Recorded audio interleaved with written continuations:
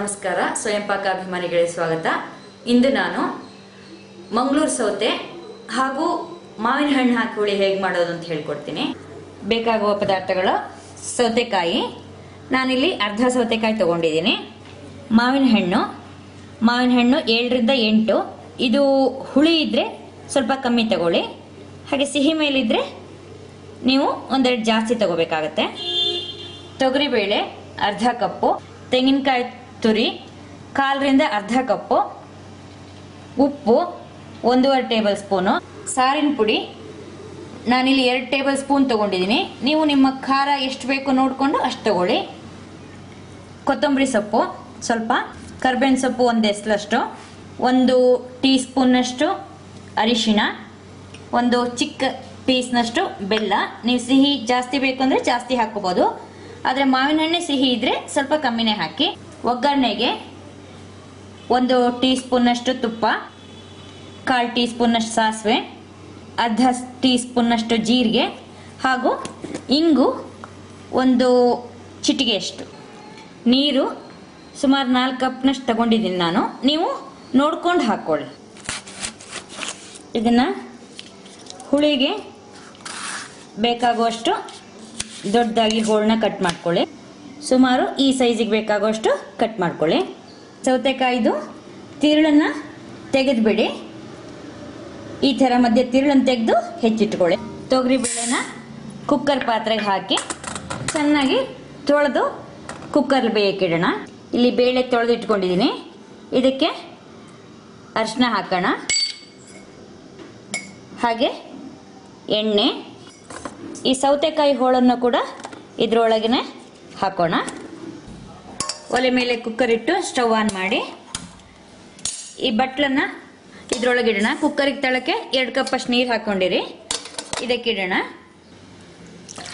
ಇದಕ್ಕೆ ಸುಮಾರು 2 ಕಪ್ನಷ್ಟು ನೀರು ಹಾಕಿ ಬೇಯಕ್ಕಿಡೋಣ. ನೀವು ಈ ಸೌತೆಕಾಯಿ ಹೋಳನ್ನು ಬೇಕಾದರೆ ಹೊರಗಡೆನೂ ಬೇಯಿಸ್ಕೋಬೋದು.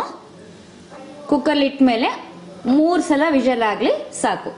ಈ ತೆಂಗಿನಕಾಯಿ ತುರಿನ ಮಿಕ್ಸರ್ ಜಾರ್ಗೆ ಹಾಕಿ ಸಾರಿನ ಪುಡಿನ ಕೂಡ ಹಾಕಿ ಇದನ್ನು ಸಣ್ಣಕ್ಕೆ ರುಬ್ಕೊಳ್ಳೋಣ. ಸ್ವಲ್ಪ ನೀರು ಹಾಕಿ ರುಬ್ಬೋಣ. ಈ ಮಾವಿನ ಹಣ್ಣನ್ನ ತೊಟ್ಟು ತೆಗೆದುಬಿಟ್ಟು ಹಾಗೆ ಈ ಸಿಪ್ಪೆ ತೆಗೆದುಬಿಡಿ.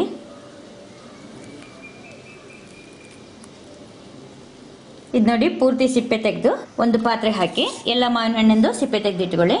ಈ ಸಿಪ್ಪೆಗೆ ಸ್ವಲ್ಪ ನೀರು ಹಾಕಿಬಿಟ್ಟು ಇದ್ದದ್ದು ರಸನ ತೆಗೀರಿ. ಈ ಸಿಪ್ಪೆನ ಚೆನ್ನಾಗಿ ಒಂದ್ಸಲ ಸ್ಕ್ವೀಸ್ ಮಾಡಿ ರಸನ ಆ ಹುಳಿ ಪಾತ್ರೆಗೆ ಹಾಕಿಬಿಡಿ. ರಸ ಹಾಕಿ ಸಿಪ್ಪೆನ ತೆಗೆದುಬಿಡಿ. ಇದಕ್ಕೆ ಈಗ ನೀವು ರುಬ್ಬಿಟ್ಕೊಂಡ ಮಸಾಲ ಕೂಡ ಆ ಹುಳಿ ಪಾತ್ರೆಗೆ ಮಾವಿನ ಹಣ್ಣಿನ ಜೊತೆ ಹಾಕಿ ಹಾಗೆ ಕ್ಲೀನಾಗಿ ಒಂದ್ಸಲ ತೊಳೆದ್ಬಿಟ್ಟು ಮಿಕ್ಸಿನ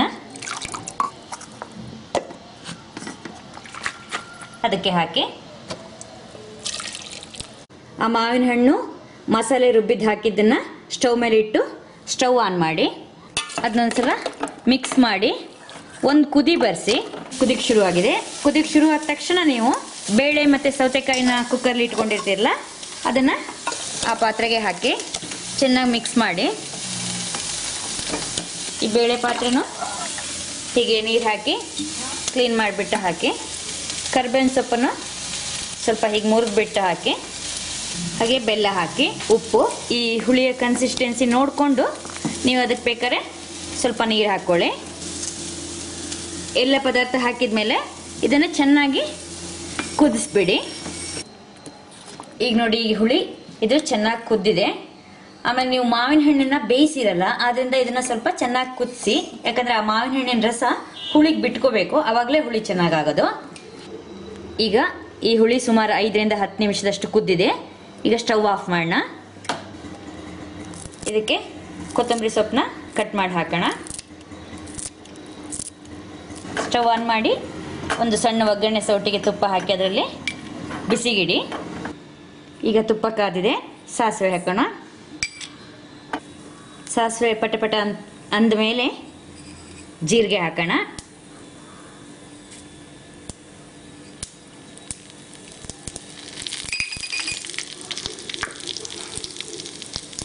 ಹಾಗೆ ಇಂಗು, ಸ್ವಲ್ಪ ಹಿಂಗೆ ಹಾಕಿದರೆ ಸಾಕು ಇದು, ಯಾಕಂದರೆ ಮಾವಿನ ಹಣ್ಣಿನ ಸ್ಮೆಲ್ಲೇ ಚೆನ್ನಾಗಿರುತ್ತೆ.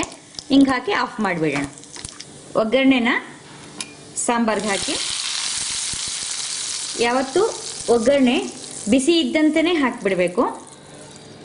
ಹಾಗೆ ಆ ಒಗ್ಗರಣೆ ಸೌಟಿಗೂ ಸ್ವಲ್ಪ ಹಾಕಿ ಹುಳಿನ ತೆಗೆದ್ಬಿಡೋಣ. ನೀವು ಇಲ್ಲಿ ಗಮನಿಸಿರ್ಬೋದು, ನಾನಿಲ್ಲಿ ಹುಣಸೆ ಹಣ್ಣು ಹಾಕಿಲ್ಲ, ಯಾಕಂದರೆ ಈ ಮಾವಿನ ಹಣ್ಣಿನಲ್ಲೇ ಹುಳಿ ಅಂಶ ಇರುತ್ತೆ, ಅದರಿಂದ ಹುಣಸೆ ಹಣ್ಣು ಹಾಕೋದು ಬೇಡ. ನೋಡಿದ್ರಲ್ವ ಈಗ ಸೌತೆಕಾಯಿ ಮಾವಿನ ಹಣ್ಣಿನ ಹುಳಿ ಹೇಗೆ ಮಾಡೋದು ಅಂತ ಹೇಳಿ. ಇದೇ ಥರ ನೀವು ಕೂಡ ನಿಮ್ಮ ಮನೆಯಲ್ಲಿ ಮಾಡಿಬಿಟ್ಟು ನಿಮ್ಮ ಅಭಿಪ್ರಾಯವನ್ನು ನಮಗೆ ತಿಳಿಸಿ. ನಮಸ್ಕಾರ.